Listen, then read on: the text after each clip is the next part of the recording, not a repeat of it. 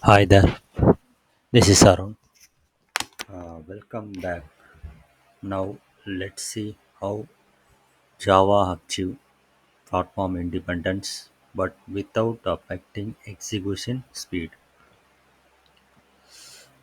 We discussed about compilation and interpretation which offer contrasting benefits and limitations. We have seen that with compensation we get fast execution speed but without the benefit of platform independence. And we have also seen that with interpretation we get the benefit of the platform independence, but with much slower execution speed. With Java, we get the best of both worlds. That is, Java uses compilation to achieve Java execution speed, and it also uses interpretation to achieve platform independence. So, let's see how that is accomplished in Java. So we have Java source code which the first compiled by the Java compiler into something called Java bytecode. So it is not the machine code that typical compiler generate, but it is intermediate format called in the Java bytecode. And then the compiled Java bytecode can be interpreted on any platform that has a Java interpreter installed. Earlier we have seen this where interpreter interprets source code directly.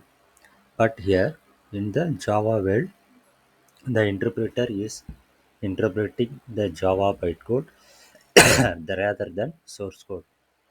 So Java bytecode is an intermediate format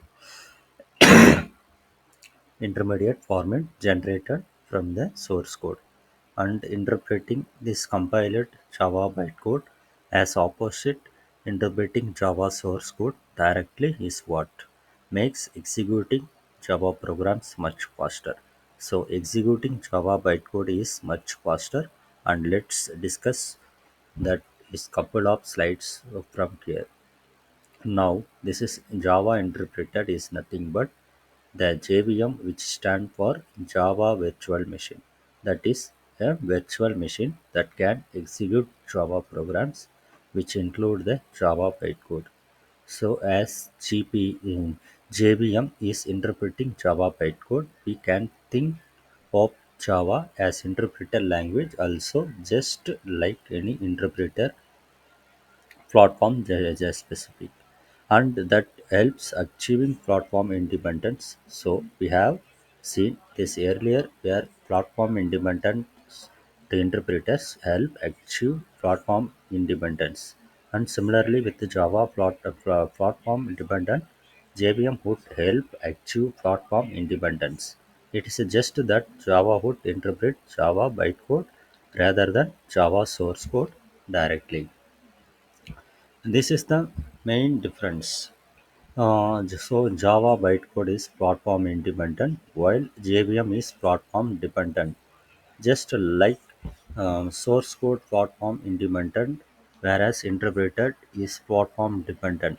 So you can see the similarity there. Now let's also look at the commands used for compilation and execution in Java. Under the end of this lecture, we will also execute these commands on the terminal and compile and execute a Java program. And also, as you progress through the course on the subsequent sections, you will be executing this commands and compile and execute Java program. So let us assume we have Java program called hello.java, which will include source code. So extension in this file Java and hello dot Java can then be compiled to generate file called hello.class, which includes Java bytecode, and compile we use command in Java C space. So Java C So Java is executed in hello Java dot. So Java C or Java as it often pronounced is Java compiler.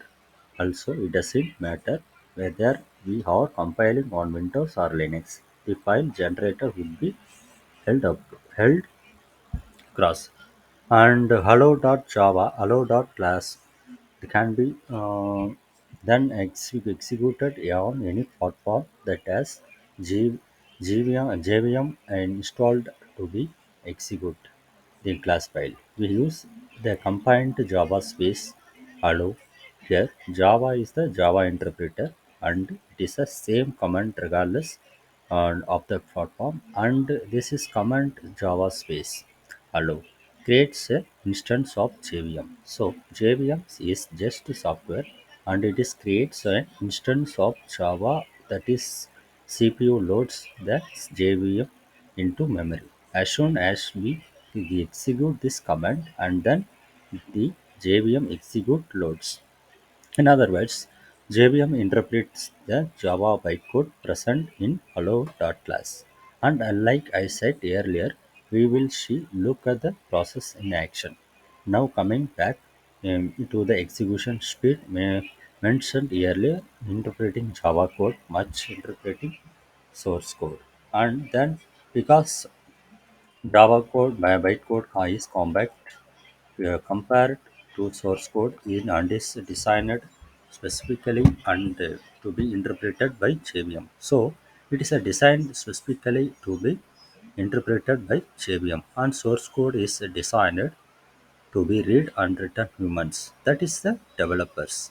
Moreover, already compiled, which means that things like syntax checking, which happens when interpreting source code is already done. So that saves us time. Also, the Java bytecode is to certain extent optimized with certain operation would be make it run faster. Or next to further speed of execution, JVM also performs additional optimization through a process called just-in-time. So JIT, called as JIT, uh, which will uh, which will be discussed on one of the subsequent lecture.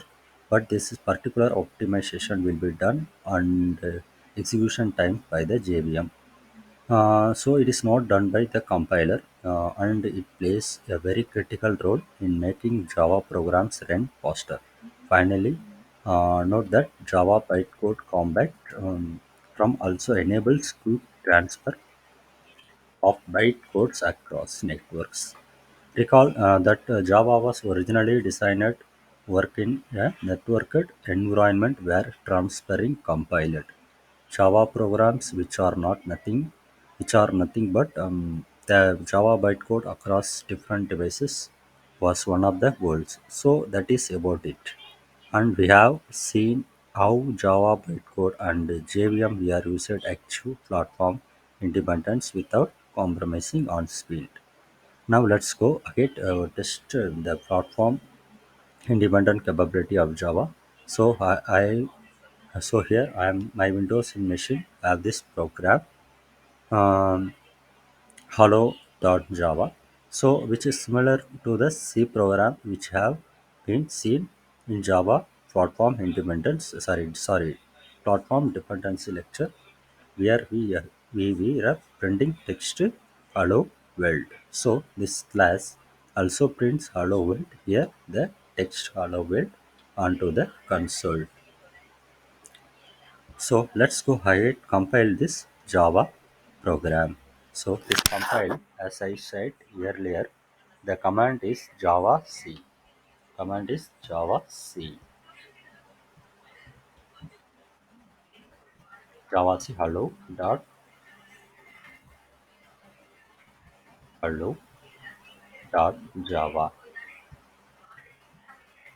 program. So compiles already. I'm telling. I said earlier the command is Java C space hello.java and would have great dot class file contains in Java bytecode. So in the order execute is it will say Java, which is the Java interpreter, and it would be space hello dot and that will would execute, which has the Java bytecode, and you can see the print is next. Hello world. Now let's go ahead and copy this dot class file which is generated by Java compiler into the Linux machine in order that test platform independence capability of Java. So here we look locked class, which was monitored by the compiler and which says the Java bytecode. So I was copied in my Windows machine. Next to me, let me just execute that. So we don't have compensation step here. Just execute Java space hello dot Java. That's it. Also print hello world shows that Java is platform independent. So that's about it. Thank you and see you in the next lecture.